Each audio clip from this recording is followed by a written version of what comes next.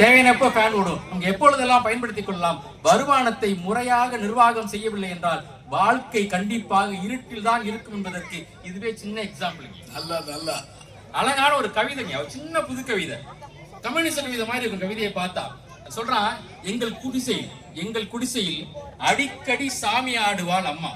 எங்கள் குடிசையில் அடிக்கடி சாமி ஆடுவாள் அம்மா. ஏனோ தெரியவில்லை, அன்றும் இன்றும் குடிசைக்கே வருகிறது சாமி. அன்றும் இன்றும் குடிசைக்கே வருகிறது சாமின்னு சொல்லிட்டு அடுத்த வரி முக்கியமான வரி, மாடிக்கே போகிறது வரம் அப்படின்னு சொல்லி. வருமானம் இருக்கு இல்லையா, வருமானம் மட்டும் இருக்கு அப்படின்னா சாமி வந்தா கூட நிறையாதுங்க.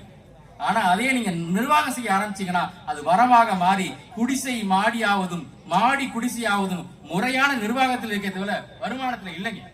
வருமானம் அப்படிங்கிற சொல்ல பாருங்க, வருமானம் உண்மையிலேயே வரும் பொழுது மானத்தை கூட்டிக் கொண்டு வரும். அதனால்தான் அது வருமானம் என்று சொல்லப்படுகிறது. ஆனா நீங்க ஒருவேளை அதை சரியாக நிர்வகிக்கவில்லை என்றால் அந்த மானம் போவதற்கும் அந்த வருமானமே காரணமாக இருக்கும். அதனாலதான் ரொம்ப சின்ன செய்தி சொல்றேங்க. இப்ப ரெப்கோ ஹோம்ஸ் அவர் தான் அந்த நிகழ்ச்சியுடைய ஸ்பான்சர்.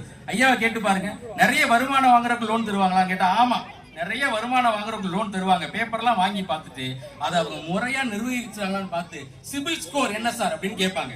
அப்படி முறையா நிர்வகிக்கலன்னா லோன் வந்து சேராதுங்க. அதனால வருமானம் இருக்கவங்களுக்குலாம் லோன் தர மாட்டாங்க. அதுக்கு சாட்சி ரெப்கோ ஹோம்ஸ் சேர்மன் அவர்கள்.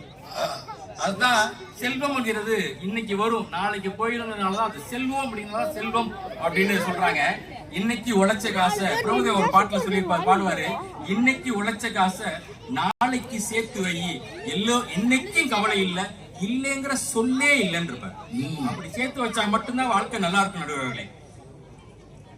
அடுத்து முக்கியமான விஷயம், அந்த உடுமலை நாராயணன் பாடின ஒரு பாட்டு இருக்குங்க. எப்பவுமே மனுஷனுக்கு காசு வந்துருச்சுன்னா ஒரு ஆட்டம் வந்துடும். அப்படி என்.எஸ். கிருஷ்ணன் பாடுற மாதிரி ஒரு பாட்டு, உடுமலை நாராயணன் எழுதின பாட்டு. இது நீங்க சொன்னீங்க இல்லையா, குடும்பத்தோட